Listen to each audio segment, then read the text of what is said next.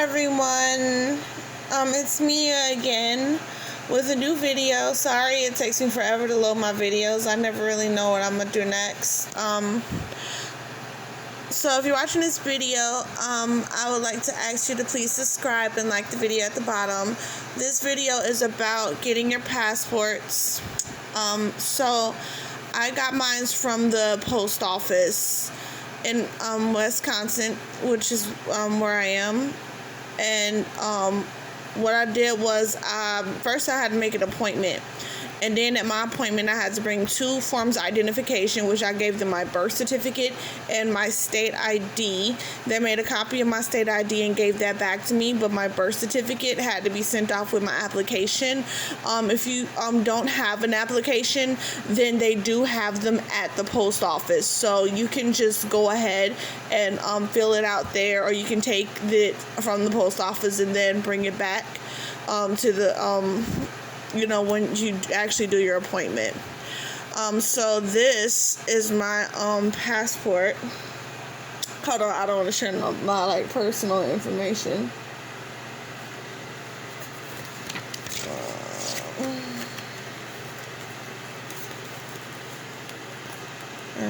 Okay, so yep, that's a terrible picture. I'm trying to cover up the information, but this is kind of what the inside of it looks like. That first page, and then here's some other stuff.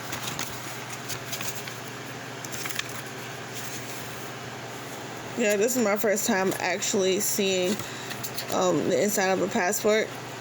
Like when I first got it and I opened it, I've never seen the inside of a passport before.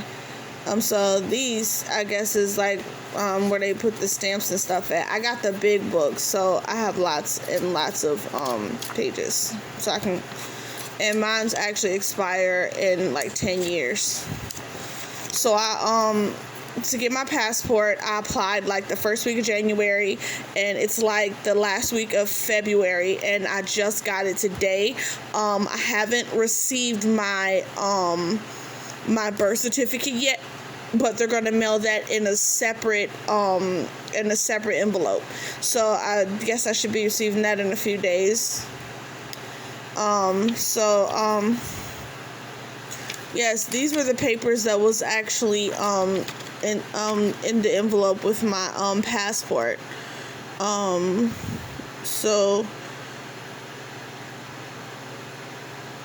Yeah, so if you apply for a passport and a passport book and the card, then it says that you should receive 3 separate mailings: one with your returned citizenship evidence, one with your newly issued passport book, and one with your newly issued passport card.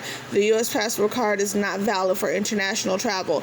The card, according to the lady at the post office, could be used if you're going to Mexico or Canada, South America, places in the on the continental North America, South America, or Central America, or the Caribbean. If you want to go to anywhere in the Caribbean, like Jamaica or Puerto Rico, something like that. So the book only, you may receive your newly issued book and your returned citizenship in 2 separate mailings. So yeah, I should be receiving my birth certificate shortly. If you just got the card, then it's the same thing. Your citizenship evidence is always going to be severed from your actual device. So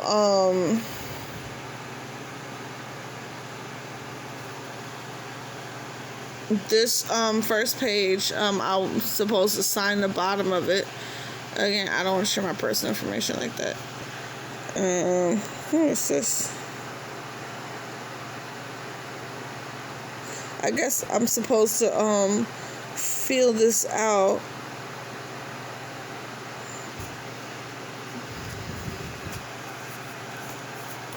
Yeah. And this right here is another this also came with the passport here. This was actually in the packet. Yes, it shows that I'm supposed to sign that page. The second page over my information. So once you sign it, apparently you're only supposed to use blue or black ink. When you do receive your passport, then this is everything that comes with the actual book itself. I mean, if they supposed to put something else in there, they didn't put it with mine. Separate mailings. If you apply for a passport card, it too will arrive separately. So I might end up just getting my passport card just to have one.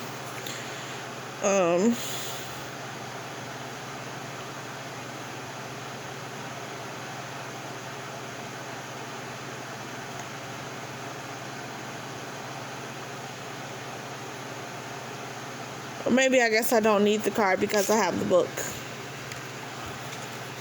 But I can always, inquire about receiving the card too.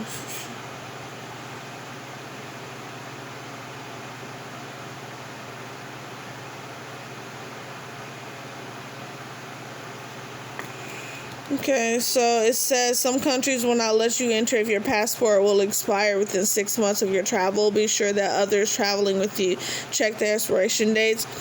So this is the website right here, travel.state.gov. If you want to know more information about the passport.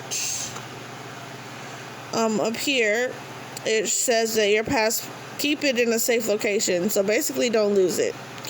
And if I do lose my passport right away to protect the identity, while abroad, then we're supposed to contact the nearest U.S. embassy or consulate in the United States, or go to travel.state.gov/lost or stolen, or you can call this number right here, 1-877-487-2778. So, as I was saying before, when I applied to get my passport, I made an appointment, went up there, filled out the application the same day, and then I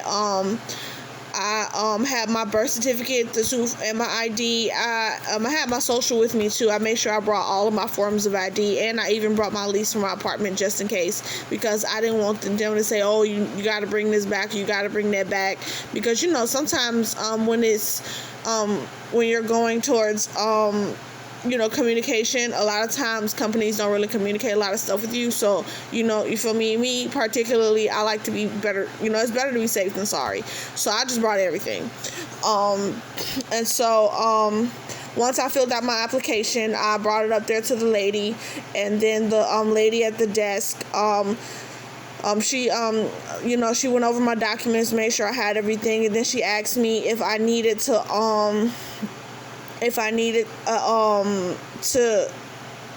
because my picture. So what I did was I actually the photograph from my she actually took two pictures. She actually took two pictures. And she gave me one picture, and then the second one she sent in with my application. And so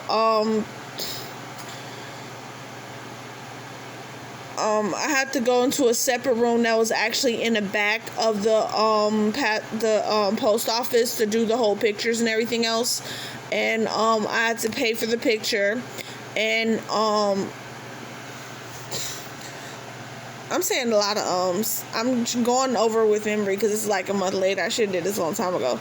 But I just wanted to do everything together.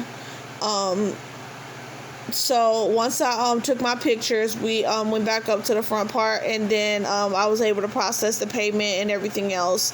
And so she sent off everything, and I was able to put my email. So I got updates through my email address. Earlier today, I got an update that it was out for delivery, and I've just been kind of keeping up with it at my job because I work at a call center,